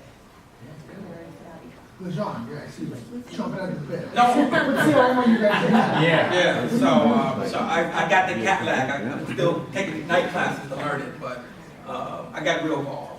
And so I'll tell you the reason why I chose RealVol. Because when I chose it, first of all, very honestly, I probably went about a year not really having a CRM.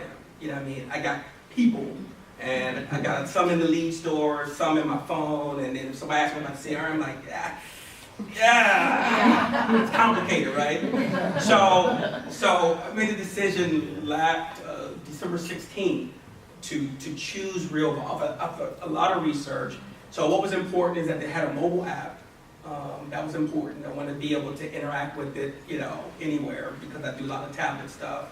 That it had an SMS, being able to text outside of the CRM, right? I wasn't interested in sending out football schedules, menus, and stuff like that. It was about engaging the database. So, if you meet Mrs. Johnson, that was a neighbor who's thinking about retiring in 2 years, you're gonna engage differently with her than you would a buyer who, just got a job and stuff like that. So it allowed you to build out some workflows to engage them differently, right? And then since I do a lot of turnkey projects, remodels, that kind of stuff, it allowed me to step through, different projects, so seamlessly, if that makes sense. And so so we hired an assistant maybe April last year. She made it accurate. meaning up to date, so the CRM is up to date. It has a dashboard. So, I mean, part of talking about lead gen is like kind of what's working for us. And so RealVault has a dashboard where you can actually see and source out kind of where you're getting your income from. And so that you don't have to calculate it or anything like that. It tells you where it's coming from.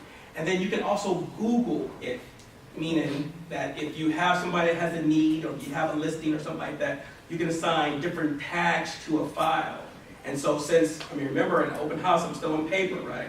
So my assistant, she takes a picture of that survey, uploads it into the CRM, and then it has some OCR in it, and then she kind of plugs in. But we still have that, the paper that you took the notes on, we still have that, if that makes sense. And so it's $89 a month. 89? Mhm. How do you spell that? Are you saying RealVault? Yes, a real, like R-E-A-L. REALVOLVE. Real, RealVault. VOLV, like revolve, but real. V-O-L-V-E. And then you want then Lejon, Nall. Let them know that I sent you.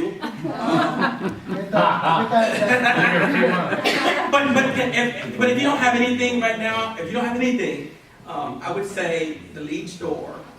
And to be honest with you, even though I haven't, I would say you do. This is like a whole nother. This is like a Cadillac, right?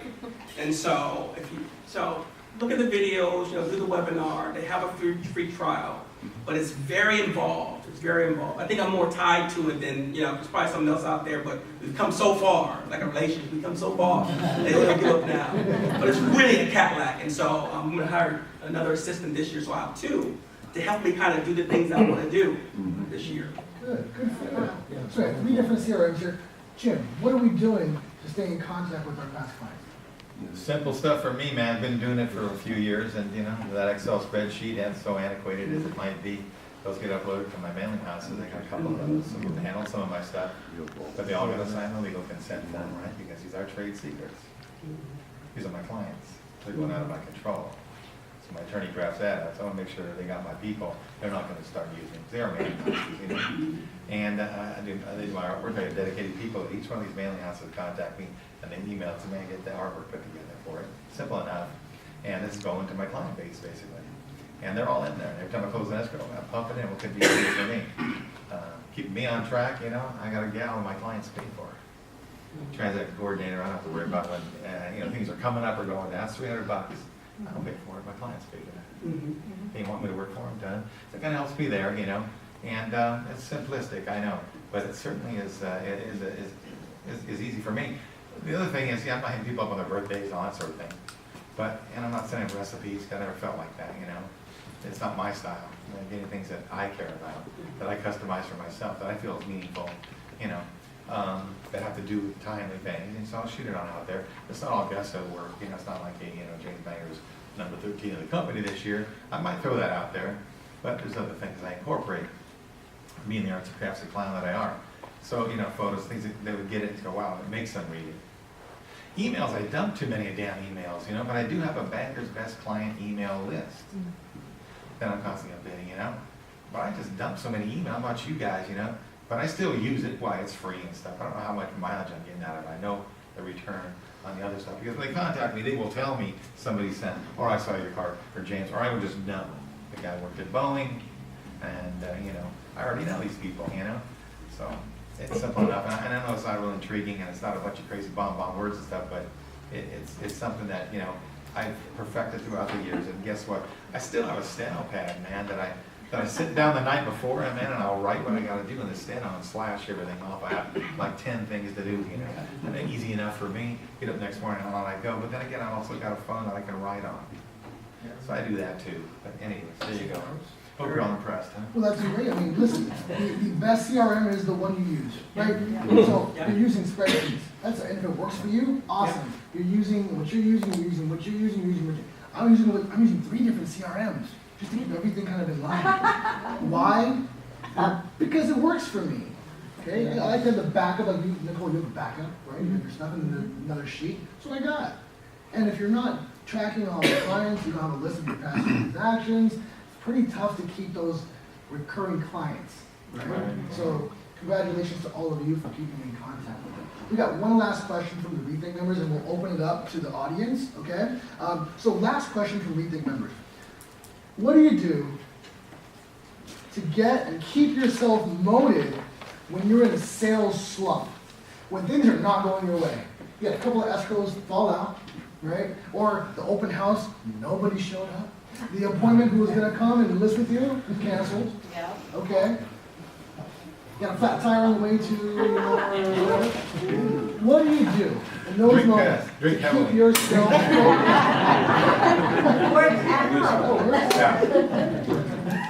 What do you do to keep yourself focused, keep yourself motivated during some of the tough times in this business? Either as a new agent or a seasoned agent. What are you doing right now to keep yourself focused and motivated? I have a saying in my head, and I got it when I first started, actually, and it sounds lame, and it's super good. It's kill the weeds, water the flowers. Nice. Kill the what? So, you know, you get The a flat weeds. tire, The kill the weeds. weeds. Your mind is a garden, and you cultivate what you sow. So are you gonna let a bunch of weeds come in and kill your space, or are you gonna just have flowers, roses, and daisies? So, you know, a listing canceled on you, and you're really bummed, that's a weed. Fuck it, right? And you're watering your flowers, and it's kind of lame, but it works for me. I like it. And the other thing is you know, I love networking. I'm a people person. I can talk to myself all day long. It's better for me.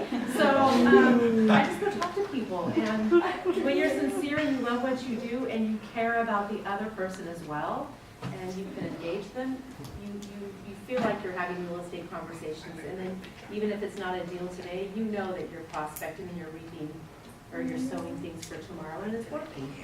So kill the weeds, water the flowers. Kill the weeds, water the That's flowers. my favorite saying. I love it. Mindset. The other one I love, and it's not motivating, but I read somewhere, this is a cutthroat business, right?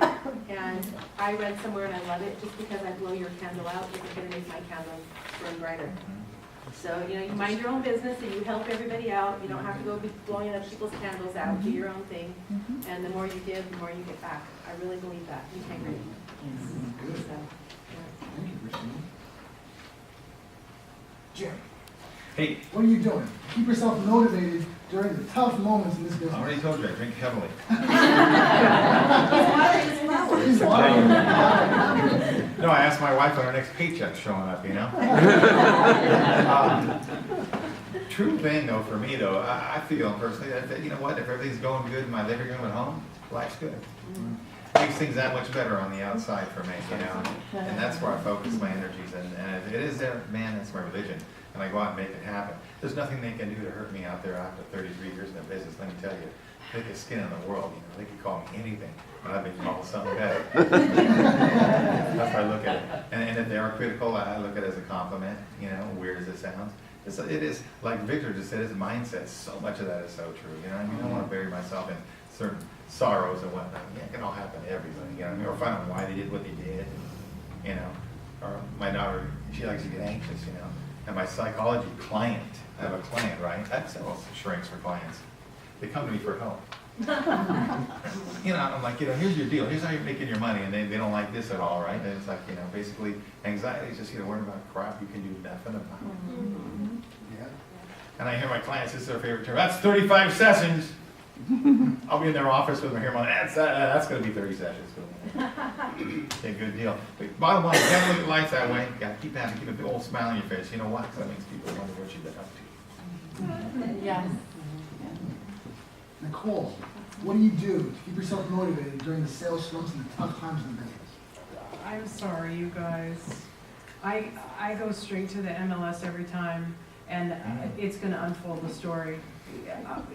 It's almost, it's bad to look at it that way because it shouldn't absorb our lives that much, but there's a client where I'm gonna make a connection. When we've got this many appointments, when we've got this much data points and everybody else's story to keep track of, I can make a point of looking at the new listing every morning, but when I'm down and I don't wanna deal with it and I know it's nothing I can do anything about, it's time to let it go and go on to the next. And that's when I'm gonna go look and put together some other trick, something else. Oh, did you see that those 4 closed in under 4 days? Damn it, that's her house right there.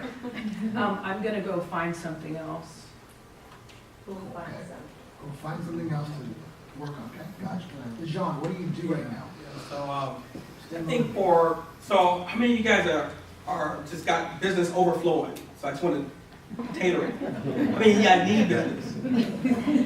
Okay, just a couple of them. How many of you guys need business? More. Okay, you guys act like you don't want it. Okay,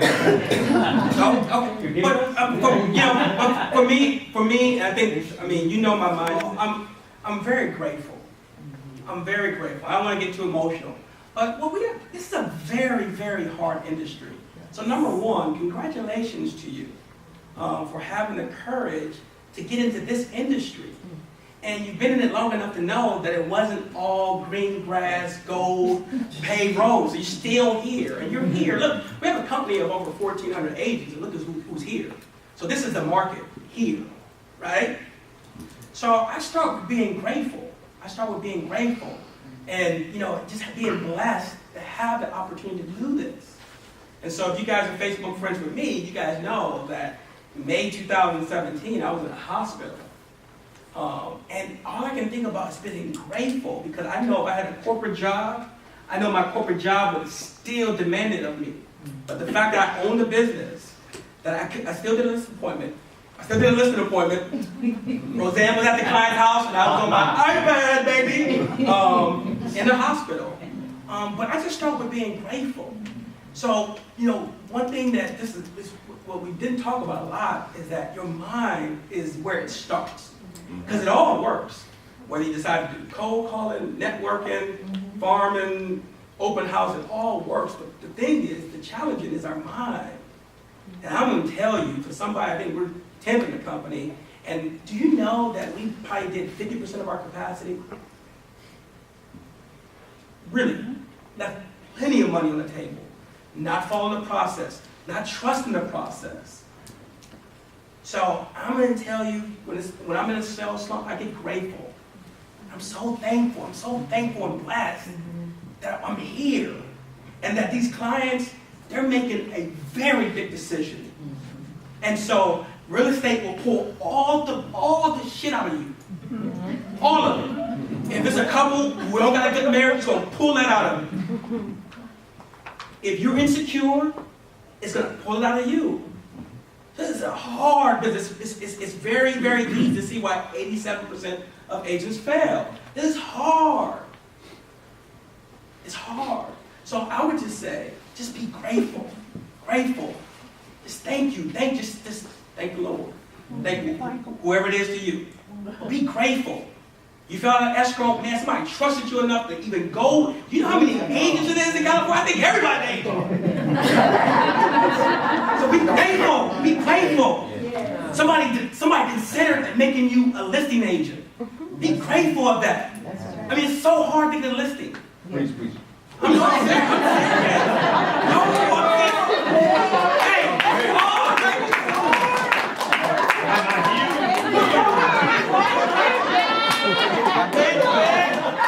Hey, catch that phone and let me cook at night. Be thankful. Be thankful.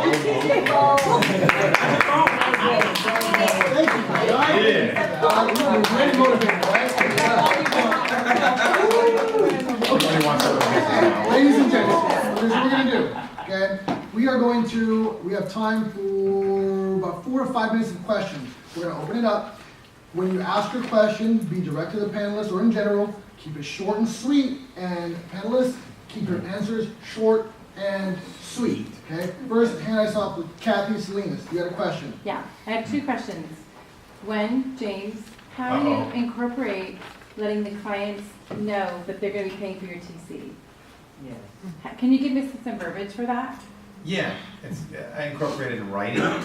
If it's a sale, if it's a listing, obviously it's in the listing agreement. I slide it right into the commission. You have to be careful how you word it because DRE's on your butt. Because you can't add to your commission that way. But I word it right in there, and that goes into escrow. What's the verbiage, James? Gosh, I need to ask you that. It's essentially transaction coordination fee paid to Pam Fisher. At what Who's point the girl? did you say that? I'm sorry. Huh? At what He point? just writes it in the contract. It's in the contract. We signed to Did go go over over it. that. Here's Okay. your commission, and then, And then here it is, this is Pam, this is Pam, this is Pam. Nobody complains, the sellers don't complain, transaction coordinating, or transaction processing. You wanna know how I sell it, right? How I sell it them basically, we're in a very litigious society right now, okay, essentially. And this allows me to spend more time focusing on you and your needs, okay? Well, I'm not chasing disclosures, I'm not have to do that. I will take care of things important to you. She will get the paperwork, that's my back office, you know?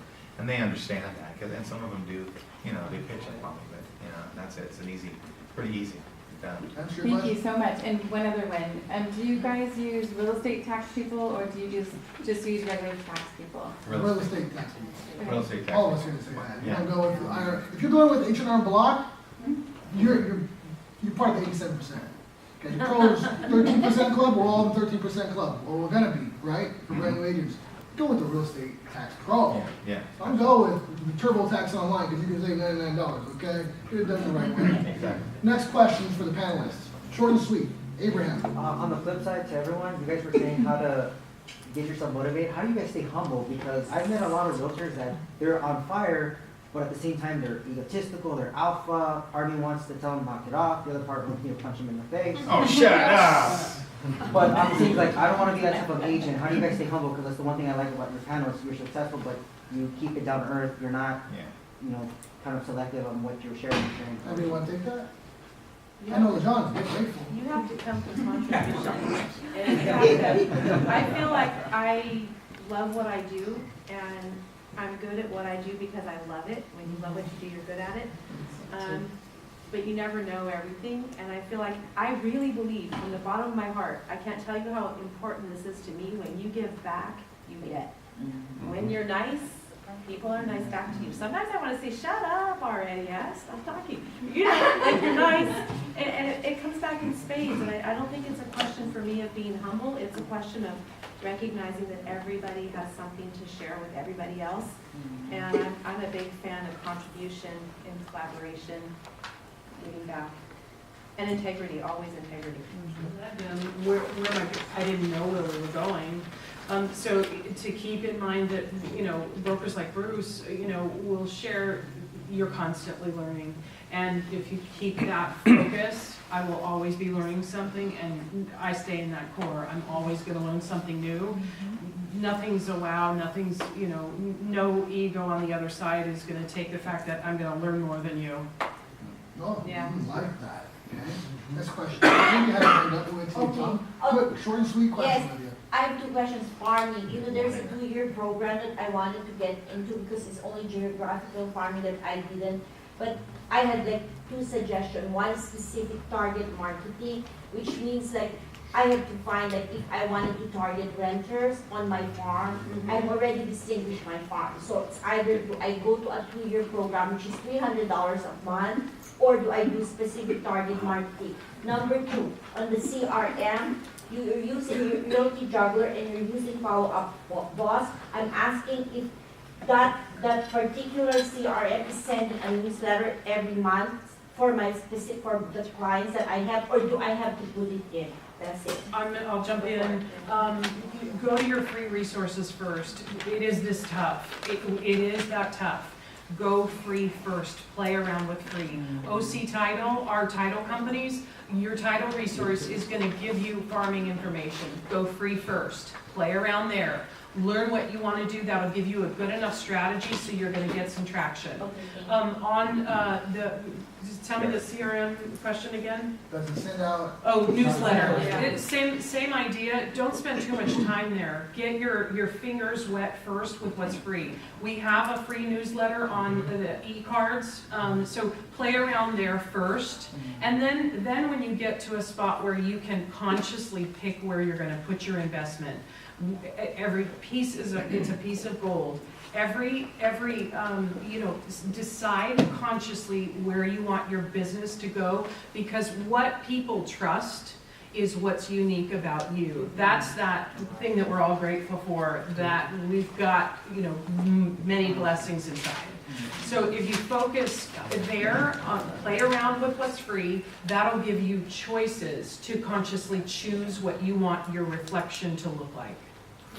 We got time for one more question. Tom has his hand up. Designations, educate. Sure, real quick. Like when you're talking about how you're gonna spend your money, that's, and don't do the $300 thing a month until you really know what you're talking about, because it's one of those 99-cent store gadgets where they're marketing, and if it were that easy, everybody would do it. Like seriously. It checks all the boxes, right, Lejon? 9,000 Yeah. bucks. Yeah. If you're not gonna talk to people and you're not gonna put the feet to the fire to do it, it doesn't matter how much money you pay, it's not gonna be worth it at all.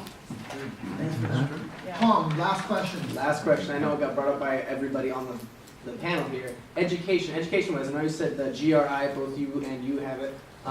What else is there out there to educate ourselves with? Go to, well, first of all, if you have not been to the Berkshire Hathaway classes on Saturdays, and have you take advantage of the training they offer in your office, take advantage of the training they have at your association of realtors, and maybe go to some third-party events, Success Summit in August, or the Buffini thing. Sales conference in San Antonio, you have some amazing speakers there. You can also go to NAR or go to realtor.org and search e-designations. There's all the designations and classes you can take. I'm a mentor and I have mentees. The Learn resource in our, you can, there's a Berkshire chart for your development, for your career development. And so you can literally look at the chart, and I want to be manager one day like Nathan and do a stellar job. And I know what boxes I have to check off. A lot of them are webinars that I can do at 2 o'clock in the morning. So Learn resource has amazing tools in there. Listen for the the SIPS class that Dennis will be putting together.